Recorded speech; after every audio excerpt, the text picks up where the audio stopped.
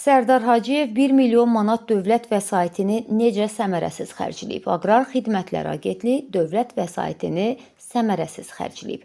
Hesablama Palatasının auditinə əsasən Kənd Təsərrüfatı Nazirliyi yanında Aqrar Xidmətlər Agentliyinin satın almaları zamanı dövlət vəsaitlərinin səmərəli istifadəsi təmin olunmayıb. Bir Xəbər medianın Xalq Online istinadən verdiyi məlumatda qeyd olunur ki, 2023-cü ildə agentlik tərəfindən Kosta-Rika mənşəli 51.949 dəst feromen tələsi 1,67 milyon manata yaxın vəsait hesabına satın alınıb. Bir dəstin qiyməti 32,13 manat səviyyəsində rəsmiləşdirilib ki, bu da bazar şəraitinə uyğun gəlməyib. 2 ilə yaxın müddətdə istifadəsinə baxmayaraq həmin tələlər dövlət sınağından keçirilməyib və qeydiyyata alınmayıb. Audit nəticəsində 2025-ci ilin əvvəlinə 35 mindən çox dəstin ambarda istifadəsiz və köhnəlməyə məruz qaldığı müəyyən edilib.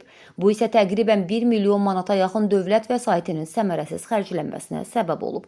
Bundan əlavə, sənədlərdən aydın olur ki, feromen tələlərinin asılması riski əsaslı yanaşmalara uyğun aparılmayıb. Zərərvericilərin əsasən şimal və şimal-qərb bölgələrində müşahidə edilməsinə baxmayaraq, 2024-cü ildə tələlər demək olar ki, bütün bölgələr üzrə quraşdırılıb. Bəzi hallarda isə fermer təsərrüfatları üzrə rəsmi sənədləşdirilmə aparılmayıb. Hesablama Palatası bu faktları dövlət vəsaitlərinin düzgün proqnozlaşdırılmaması, tələbatın real qiymətləndirilməməsi və satın alma prosedurlarında optimal yanaşmaların tətbiq edilməməsi kimi qiymətləndirib.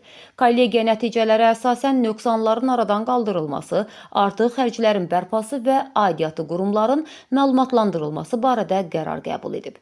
Qeyd edək ki, Aqrar Xidmətlər Agentliyinin rəhbəri Sərdar Hacıyevdir.